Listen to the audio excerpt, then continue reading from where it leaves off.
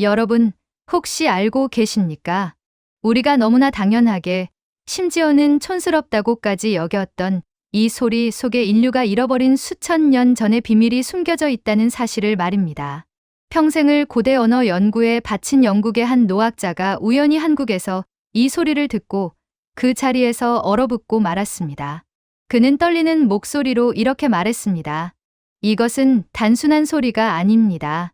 이것은 문자가 발명되기 전 인류가 신과 대화하던 가장 오래된 방식입니다. 지구 반대편, 전혀 다른 문명에서 온 이방인을 단 한순간에 오열하게 만들었던 그 충격적인 공명. 우리는 그동안 그저 습관처럼 내뱉고 흘려보냈지만 사실은 전 세계 언어학자들이 그토록 찾고 싶어 했던 잃어버린 퍼즐 조각이 바로 우리 곁에 있었습니다. 이성적인 학자의 논리를 무너뜨리고 결국 뜨거운 눈물을 쏟게 만든 이 소리의 정체. 도대체 우리가 무심코 내뱉던 그 소리 속에 어떤 거대한 진실이 숨겨져 있었던 걸까요? 그 소리의 이름은 아이고였습니다. 잠깐 1초만 투자해서 좋아요와 구독 눌러주시면 영상 제작에 많은 도움이 돼요. 안녕하십니까? 저는 1년 중 절반은 비가 내리는 영국의 회색빛 거리 한 구석, 먼지 쌓인 책들로 가득 찬 낡고 비좁은 연구실에서 평생을 보낸 사람입니다. 세상 사람들은 더 빠르고 효율적인 소통을 위해 새로운 언어를 배우고 화려한 수사학에 열광하지만 저는 오히려 흙 속에 파묻혀 아무도 거들떠보지 않는 고대 언어의 부러진 뿌리만을 묵묵히 그리고 미련하게 추적해 온 늙은 언어학자 사무엘입니다. 오늘 제가 여러분께 떨리는 목소리로 들려드릴 이야기는 단순히 제가 연구실에서 발견한 어떤 건조한 학문적인 성과나 통계 수치로 증명되는 연구, 결과에 대한 지루한 보고서가 결코 아닙니다. 이것은 평생을 이성적이고 논리적인 사고로 무장한 채 살아왔던 제 학자로서의 양심과 60년이라는 긴 인생을 송두리째 흔들어 놓았던 아주 기이하고도 충격적인 체험에 관한 저의 부끄러운 고백이자 참회록입니다.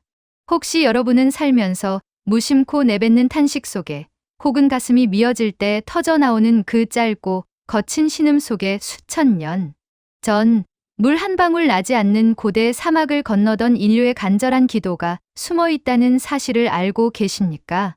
물론 제가 지금부터 드리는 말씀은 주류학계에서 공인된 정설은 아닙니다. 어쩌면 누군가는 늙은 학자의 망상이라고 치부할지도 모릅니다.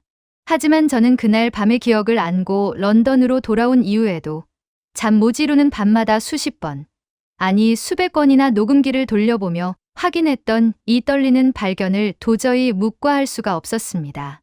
지구 반대편 유라시아 대륙의 동쪽 끝에 위태롭게 붙어있는 그 작은 반도에서 들려오는 소리가 도대체 왜 수천 킬로미터나 떨어진 시공간을 달리하는 고대 사막의 언어와 이토록 쌍둥이처럼 마치 거울을 보고 있는 것처럼 닮아 있는 것일까요?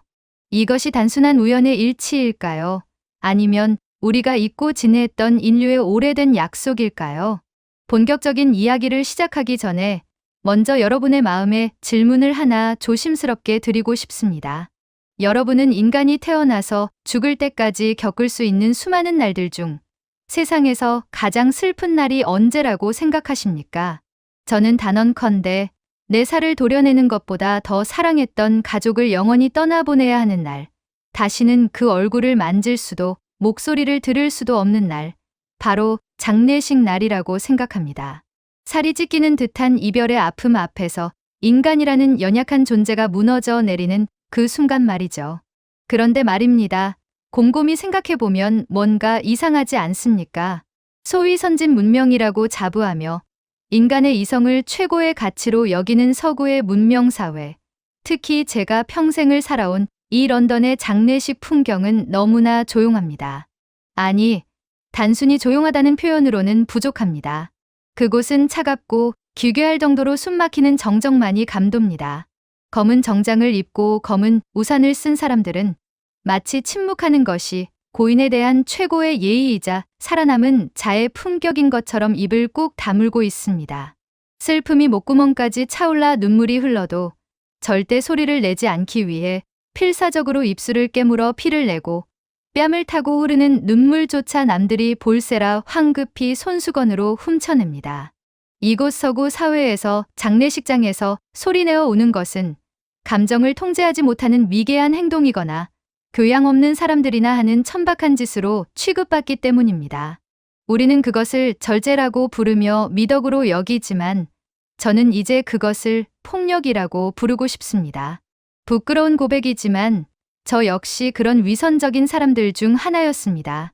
지금으로부터 정확히 30년 전 제 인생의 전부였고 제 학문의 유일한 지지자였던 어머니를 떠나보내던 날을 저는 아직도 어제 일처럼 생생하게 기억합니다. 런던의 공원묘지에는 뼛속까지 시리게 만드는 차가운 겨울비가 추적추적 내리고 있었고 저는 젖은 낙엽 위에서 검은 상복을 입은 채 마치 훈련받은 병정처럼 뻣뻣하게 서 있었습니다. 제 가슴 속에서는 당장이라도 땅을 치며 소리 지르고 싶은 뜨거운 용암 같은 울음이 터져나오려고 했지만 저는 옥스퍼드의 점잖은 교수이자 이성적인 학자라는 그놈의 알량한 체면 때문에 그리고 저를 지켜보는 남들의 시선이 두려워 그 울음을 억지로 목구멍 안으로 삼켜버렸습니다.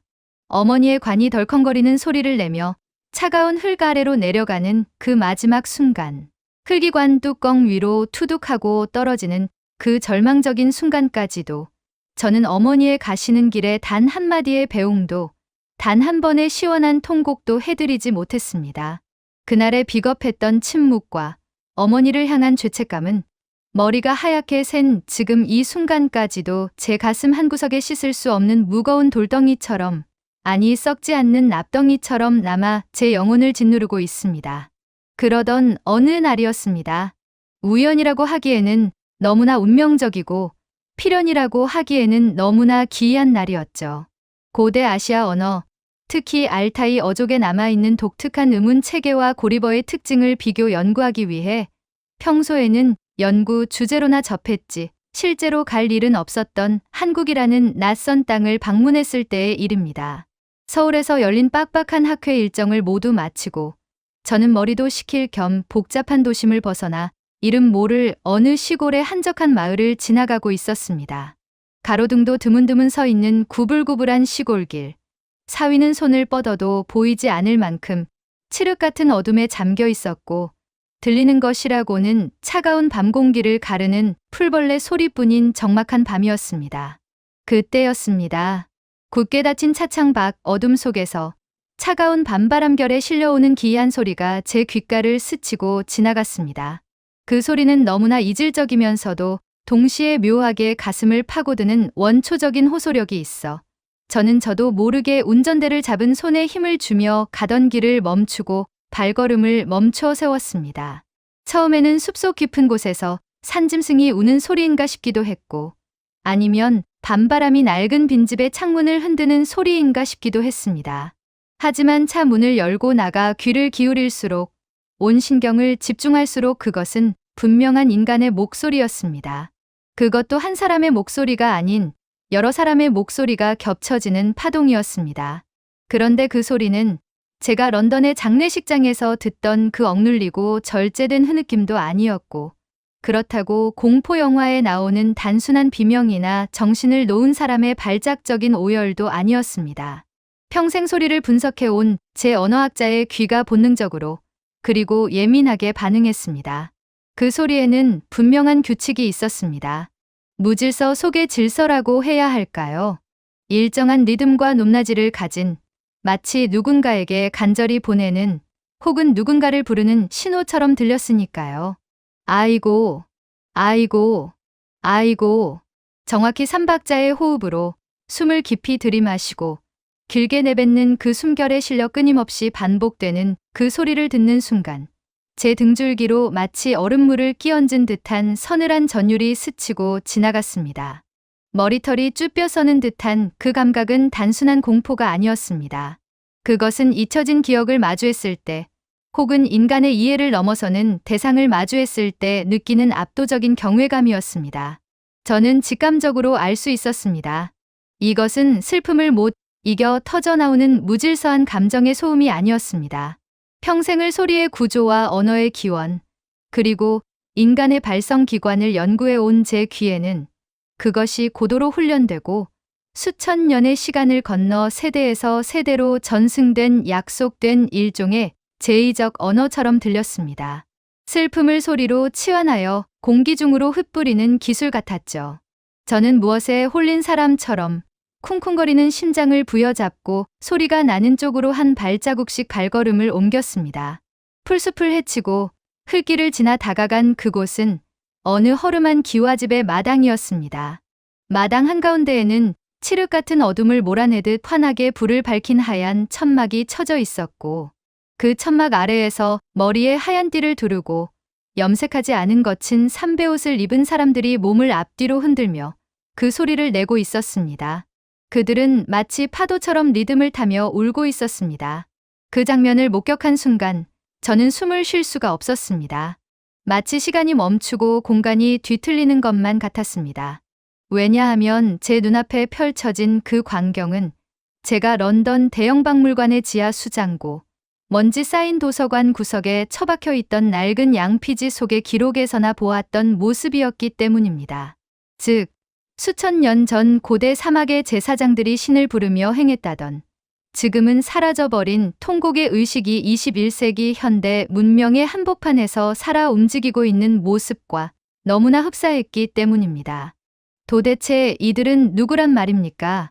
예루살렘의 통곡의 벽에서 수천 킬로미터나 떨어진 이 극동의 작은 마을, 지도에서도 찾기 힘든 이 낯선 곳에서 왜 이들은 고대의 예언자들이 성경에 묘사했던 그 방식 그대로 가장 거친 옷을 입고 가장 처절한 소리로 울고 있는 것일까요?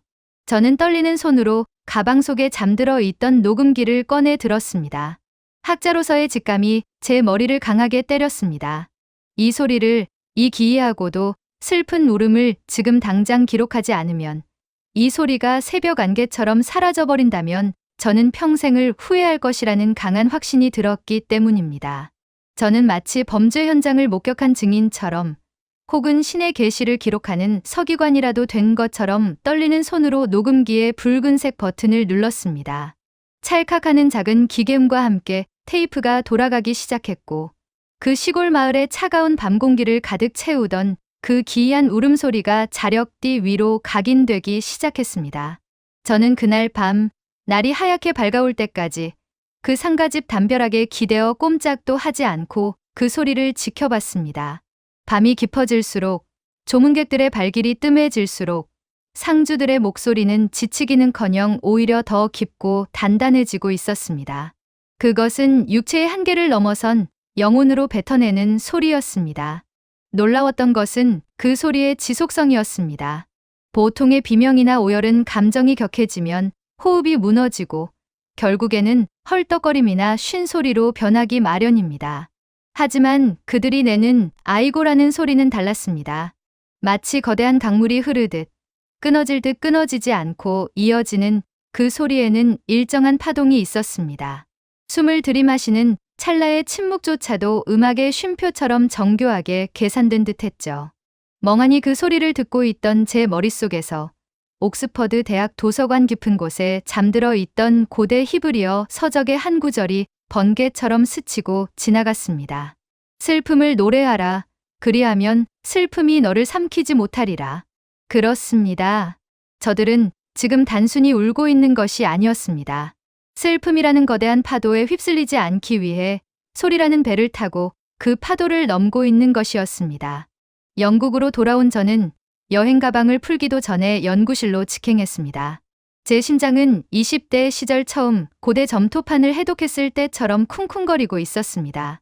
먼지 쌓인 책상 위에 녹음기를 올려놓고 저는 한국에서 채집해온 그 소리를 최신 음향 분석 프로그램에 입력했습니다.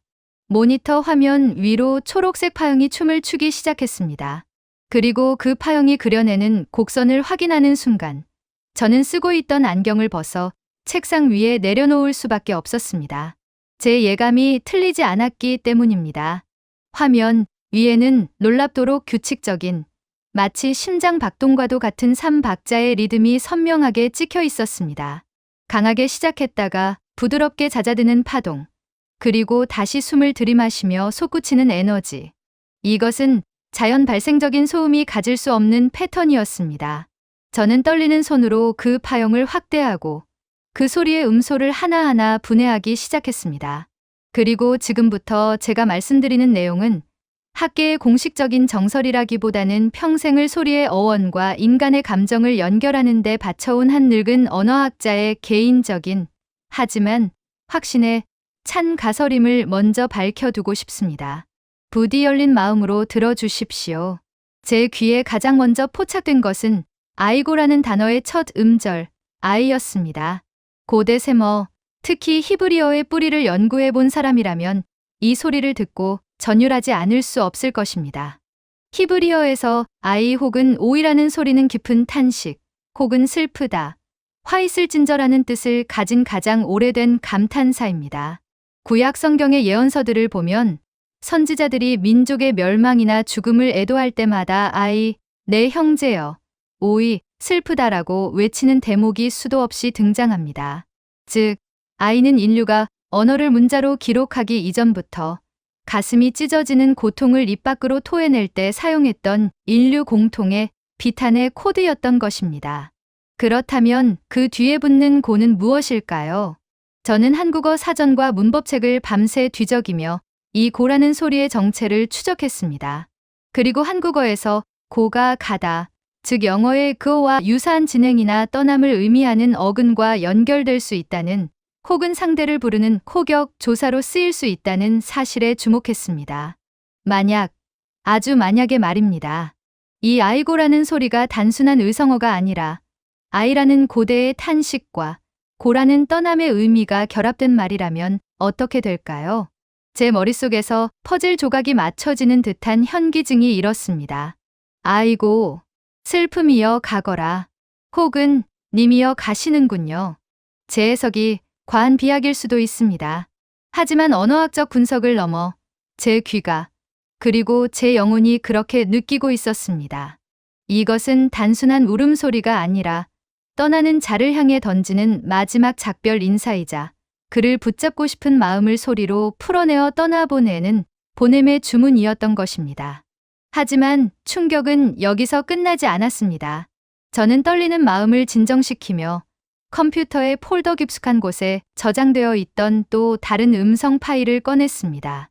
그것은 제가 10년 전 예루살렘의 통곡의 벽 앞에서 녹음했던 유대인들의 기도 소리였습니다. 나라를 잃고 성전을 잃은 유대인들이 수천 년 동안 그 벽 앞에 서서 몸을 앞뒤로 흔들며 토해내던 그 간절한 기도 소리 말입니다. 저는 두 개의 파일, 즉 한국의 시골 장례식장에서 녹음한 곡소리와 예루살렘의 통곡의 벽 기도 소리를 하나의 타임라인 위에 나란히 올려놓았습니다. 그리고 두 소리를 동시에 재생 버튼을 눌렀습니다. 그 순간 연구실의 정막을 깨고 흘러나온 소리에 저는 온몸에 소름이 돋았습니다. 스피커에서 흘러나오는 두 소리는 서로 겉돌거나 충돌하지 않았습니다. 마치 원래 하나의 노래였던 것처럼 서로의 빈틈을 메우며 기가 막힌 화음을 만들어내고 있었기 때문입니다. 한국의 노인이 아이고 하고 숨을 내뱉을 때 이스라엘의 노인은 오이 하고 탄식했고 한국의 상주가 숨을 들이마실 때 유대인 랍비는 기도의 구절을 읊조렸습니다. 주파수 분석기를 통해 본 두 소리의 파형은 호흡의 주기와 소리의 떨림, 바이브레이션까지 우연이라고 치부하기에는 너무나 소름 끼칠 정도로 흡사했습니다. 마치 거울을 사이에 두고 마주본 쌍둥이처럼 말입니다. 저는 모니터 화면을 멍하니 바라보며 중얼거렸습니다. 도대체 어떻게 이럴 수가 있지? 서로 지구 반대편에 살며 단 한 번도 만난 적 없는 두 민족입니다. 언어도 다르고 생김새도 다르고 믿는 신의 이름조차 다를 수 있습니다. 그런데 왜 인간이 겪을 수 있는 가장 슬픈 순간, 가장 절망적인 순간에는 약속이라도 한 듯 똑같은 소리로, 똑같은 리듬으로 신을 부르고 있는 것일까요? 이것을 단순한 우연의 일치라고 말할 수 있을까요? 아니면 우리 인간의 유전자 깊은 곳에는 태초부터 각인된 슬픔을 처리하는 공통의 프로토콜이라도 존재하는 것일까요? 생각이 여기까지 미치자 저는 한국의 그 장례식장에서 보았던 또 하나의 장면이 떠올랐습니다. 바로 상주들이 입고 있었던 옷이었습니다. 누런 삼배옷, 거칠고 투박해서 살에 닿으면 까슬까슬하게 긁힐 것만 같았던 그 옷 말입니다. 제가 알기로 한국은 예로부터 비단을 귀하게 여기는 나라였습니다. 그런데 왜 가장 중요한 마지막 가는 길에는 비단이 아닌 가장 싸구려이고 가장 거친 삼배를 입는 것일까요? 여기서 또다시 고대 유대인의 전통이 제 뇌리를 스쳤습니다. 유대인들 역시 사람이 죽으면 타클이라고 불리는 수의를 입힙니다. 그런데 이 타클이 역시 화려한 장식이 전혀 없는 가장 단순하고 거친 하얀 암마포로 만듭니다. 주머니도 없고 매듭도 없는 그 옷.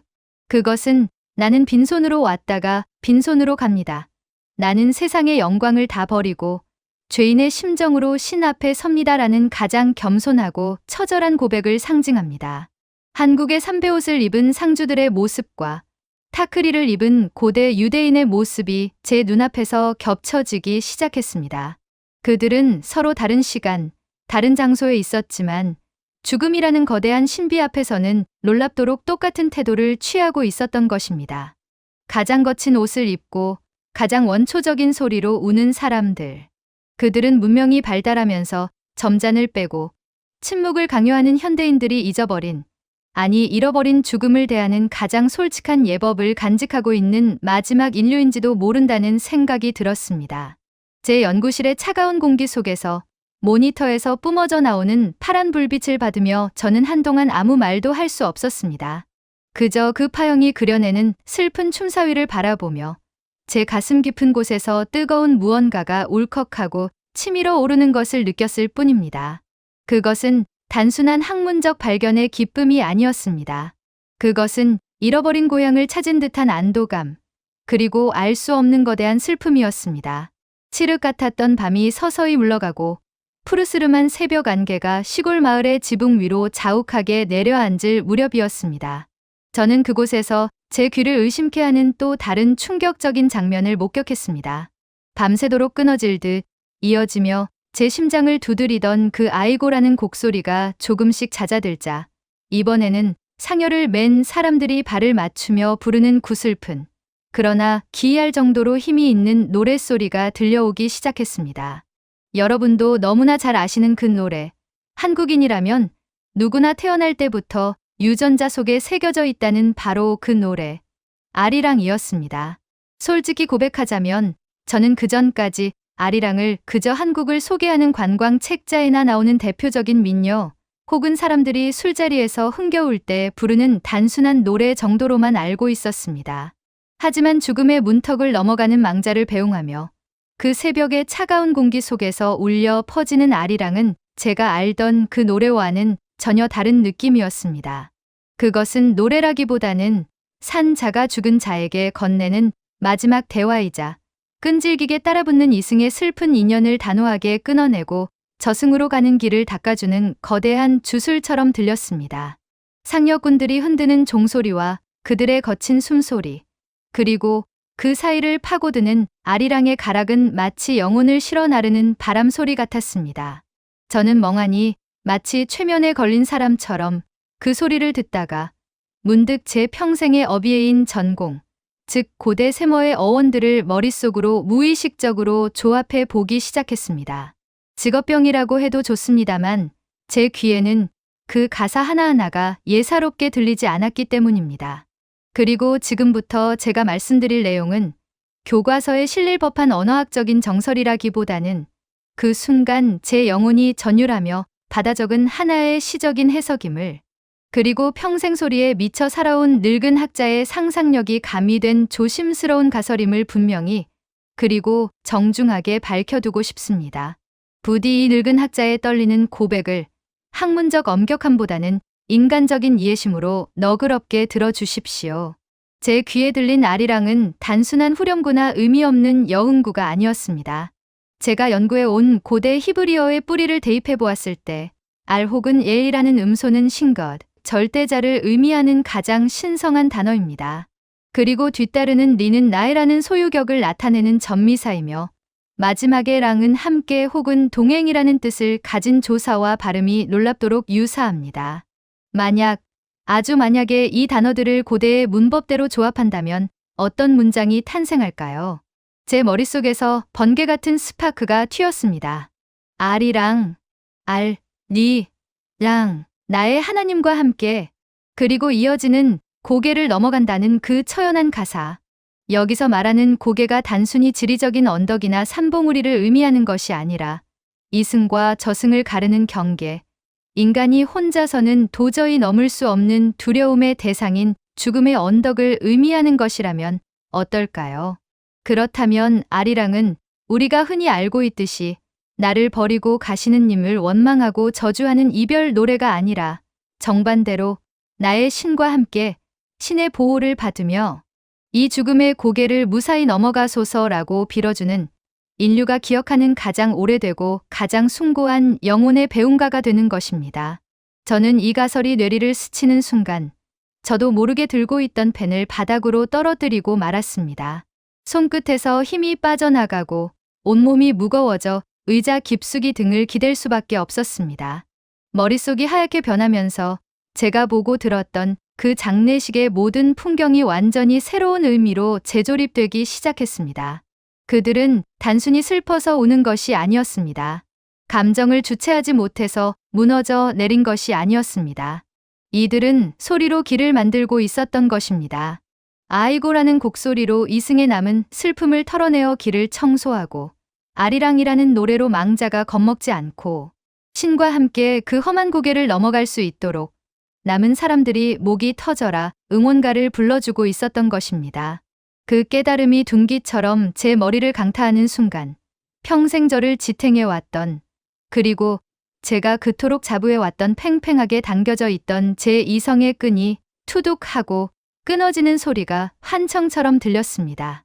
그리고 제 시선은 눈앞에 있는 모니터 속의 파형을 넘어 시공간을 건너 30년 전 런던의 그 차가운 공원 묘지, 제 어머니의 장례식장으로 날아갔습니다.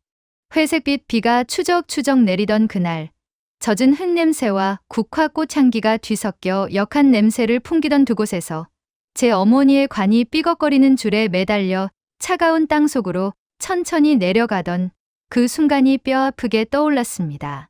그때 그곳에는 빗소리와 흙이 떨어지는 소리 외에는 아무런 소리도 없었습니다. 저를 포함한 모든 조문객은 검은 우산 아래 숨어 마치 약속이라도 한 듯 숨소리조차 죽이며 침묵을 지켰습니다. 우리는 그것이 고상한 예절이라고 믿었고 슬픔을 밖으로 드러내지 않는 것이야말로 배운 사람의 도리이자 성숙한 어른의 태도라고 철저하게 교육받았습니다.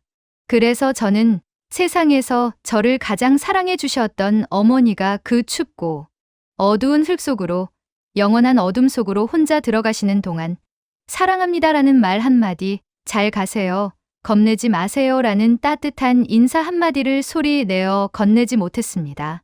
그저 입술을 피가 나도록 깨물며 터져나오려는 울음을 삼키고 그 무거운 정막을 견뎌냈을 뿐입니다. 그 침묵이 어머니를 얼마나 외롭게 만들었을지 그때의 저는 짐작조차 하지 못했습니다. 하지만 지금 한국의 저 사람들을 보십시오. 그들은 체면 따위는 중요하지 않았습니다. 남들이 어떻게 보든 자신이 얼마나 흉하게 울든 상관하지 않았습니다. 목이 쉬어 터질지언정, 땀과 눈물로 범벅이 될지언정, 떠나는 가족이 그 먼 길을 가는 동안 외롭지 않게 끊임없이 말을 걸고 소리를 채워주고 있었습니다. 어머니, 무서워하지 마세요. 우리가 여기 있습니다. 우리가 이렇게 소리를 내어 당신 곁을 지키고 있으니 부디 안심하고 가세요. 신과 함께 그 고개를 넘어가세요. 그들의 곡소리는 제게 그렇게 말하고 있는 것 같았습니다. 그제야 저는 뼈저리게 깨달았습니다. 서구인의 시선으로 우리가 미개하다고 시끄럽다고 폄하했던 그 곡이야말로 사실은 떠나는 자에 대한 가장 뜨겁고 적극적인 사랑의 표현이었다는 것을 말입니다. 반면에 세련되었다고 자부했던 우리의 그 점잖은 침묵은 어쩌면 죽음이라는 거대한 공포 앞에서 도망치고 싶었던, 그 상황을 빨리 끝내고 싶었던 산자들의 비겁한 회피는 아니었을까요? 그 순간 제 눈에서 댐이 무너지듯 참아왔던 눈물이 봇물 터지듯 쏟아져 내리기 시작했습니다. 연구실의 책상 위로, 키보드 위로 뚝뚝 떨어지는 뜨거운 눈물을 닦을 생각조차 하지 못했습니다. 그것은 단순한 학문적 발견에서 오는 감동의 눈물이 아니었습니다.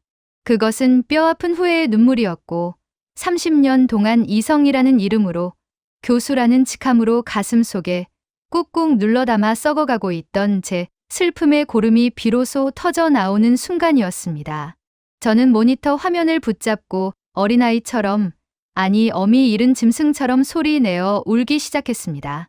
60 넘은 노인이 명색이 옥스퍼드의 대학 교수가 아무도 없는 런던의 새벽 연구실에서 으어 하고 짐승 같은 소리를 내며 오열했습니다. 어머니가 너무나 보고 싶었습니다. 그리고 너무나 미안했습니다. 어머니를 그토록 차갑고 외롭게 그 무서운 침묵 속에 가두어 보내드렸다는 죄책감이 제 심장을 후벼 파고 들어왔습니다. 어머니, 저도 이렇게 울어드리고 싶었습니다. 그때 이렇게 소리내어 불러드리고 싶었습니다. 제 입에서 터져나온 소리는 영어가 아니었습니다. 그것은 문법도 없고 의미도 알 수 없는 원초적인 신음이었고 어쩌면 한국의 그들이 밤새도록 부르던 아이고와 가장 닮아 있는 인간 본연의 통곡이었습니다. 제가 그렇게 목 놓아 우는 동안 스피커에서는 한국의 상여 소리와 이스라엘의 통곡의 벽 기도 소리가 섞여 흘러나오고 있었습니다. 기이하게도 그 소리들은 제 울음소리를 낯설어하지 않고 감싸 안아주었습니다. 마치 괜찮다, 울어도 된다. 슬플 때는 소리내어 우는 것이 맞다. 그것이 인간이다 라고 위로해주는 것 같았습니다.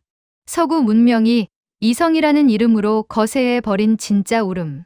우리는 너무 점잖은 척하느라, 문명인인 척하느라 정작 인간으로서 가장 중요한 기능 하나를 잃어버린 것은 아닐까요?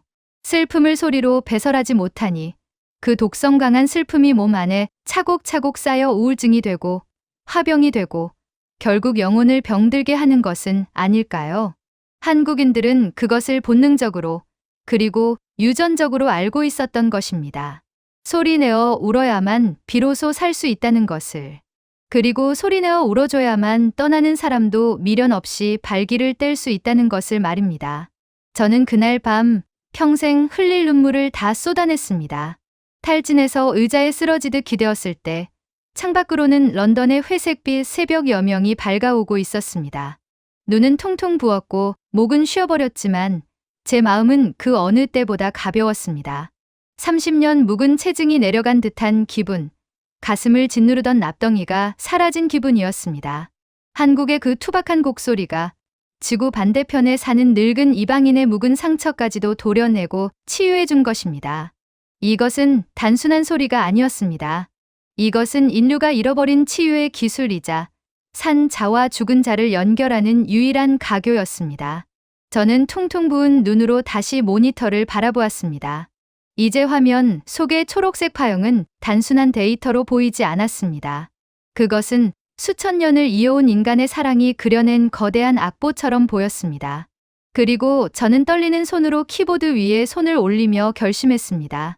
이 아름답고 위대한 소리에 대한 보고서를 세상에 반드시 내놓아야겠다고 말입니다.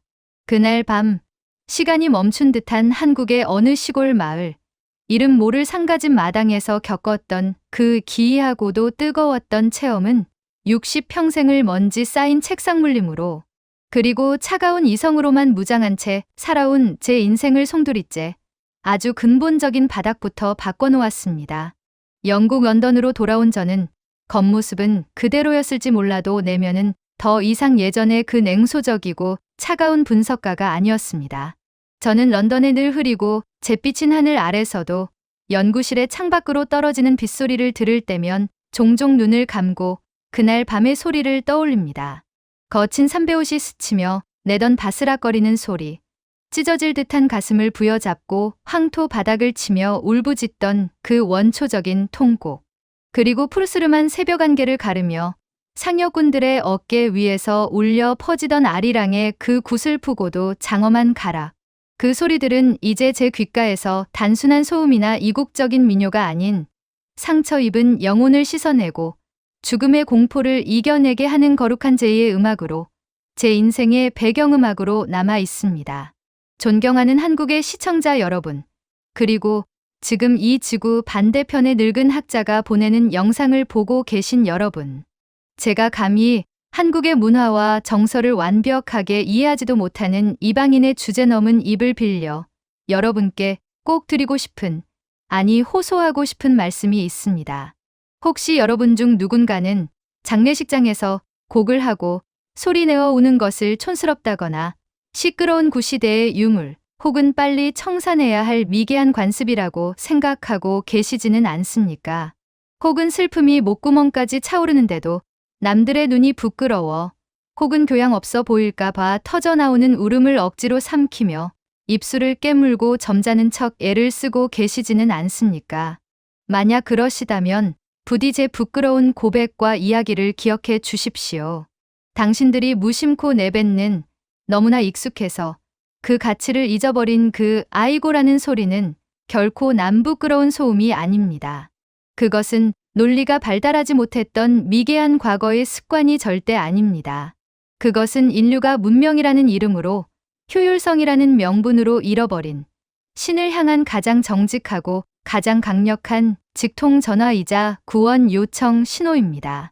소위 선진국이라 자부하는 서구 사회가 이성과 절제, 세련됨이라는 차가운 가면 뒤에 숨어 인간의 가장 본능적인 감정인 슬픔을 억압하고 울음을 거세하고 결국에는 풀지 못한 감정의 찌꺼기 때문에 우울증과 공황장애라는 마음의 병을 얻어 신음할 때 여러분의 조상들은 그 슬픔을 몸 안에 가두지 않고 소리로 치환하여 공기 중으로 흩뿌리고 하늘로 날려보내는 놀라운 치유의 지혜를 가지고 있었던 것입니다.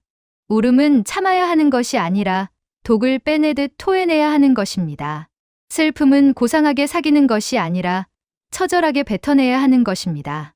그래야 비로소 산 사람은 가슴 속에 응어리진 한을 풀고 다시 살아갈 힘을 얻고, 죽은 사람은 자기를 위해 이렇게 뜨겁게 울어주는 가족들의 배웅을 받으며 미련 없이 그 먼 길을 떠날 수 있기 때문입니다. 그것이 생명의 원리이고 그것이 자연의 섭리입니다. 저는 평생 언어를 연구해온 학자로서 제 학문적 명예를 걸고 확신을 가지고 말씀드립니다. 서양 음악의 정수라 불리는 모차르트의 레퀴엠도, 바티칸의 웅장한 대성당에서 울려 퍼지는 그 어떤 정교하고 화려한 기도문도, 한국의 허름한 상주들이 피를 토하듯 뱉어내는 그 투박하고 거친 곡소리만큼 망자의 영혼을 뜨겁게 위로하지는 못할 것입니다. 왜냐하면 그 매끄러운 예술작품들 안에는 형식미는 있을지언정 한국의 곡소리 안에 담긴 그 꾸밈없는 날것의 진심, 창자가 끊어지는 듯한 뼈를 깎는 아픔, 그리고 떠나는 이를 끝까지 말로 소리로 지키겠다는 결연한 사랑과 동행의 의지는 담겨 있지 않기 때문입니다. 그것은 지상에 남은 자들이 할 수 있는 가장 아름답고 처절한 배웅이자 인간이 신 앞에서 보여줄 수 있는 가장 겸손하고 솔직한 모습입니다. 어쩌면 여러분은 매일 보고 듣기 때문에 자신들이 가진 이 위대한 유산의 가치를 너무 과소평가하고 있는지도 모릅니다. 등잔 밑이 어둡다는 당신들의 속담처럼 말입니다.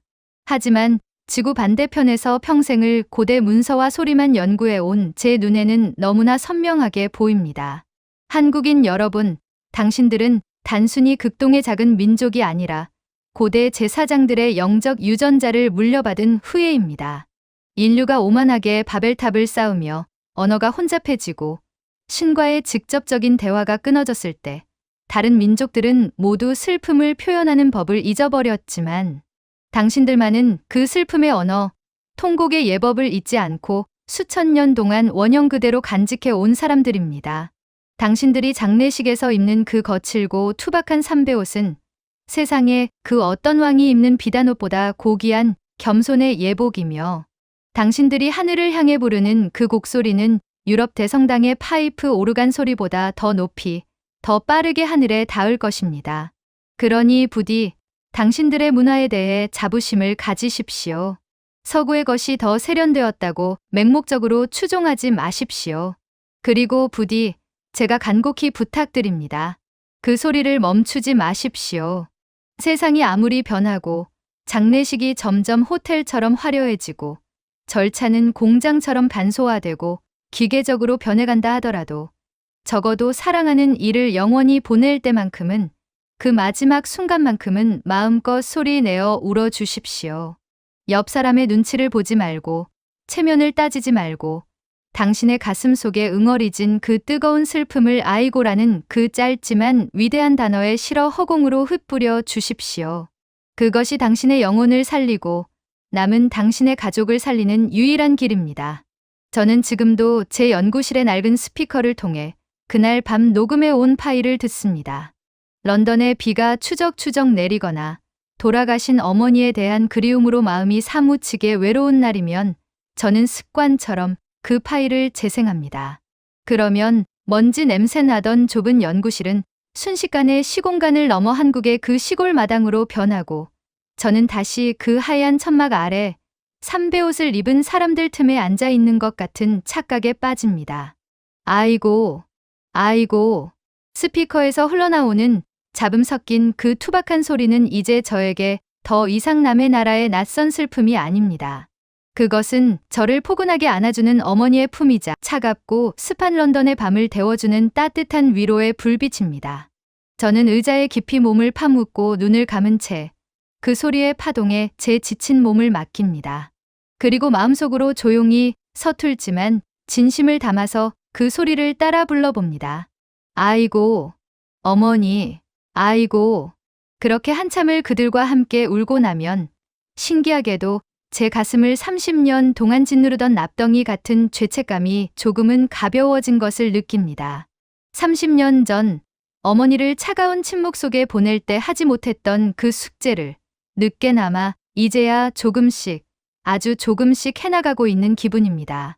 긴 이야기를 마치며 저는 다시 한번 여러분께 그리고 저 자신에게 묻고 싶습니다. 여러분에게 소리는 무엇입니까? 단순히 고막을 울리는 공기의 진동입니까? 아니면 정보를 전달하는 도구에 불과합니까?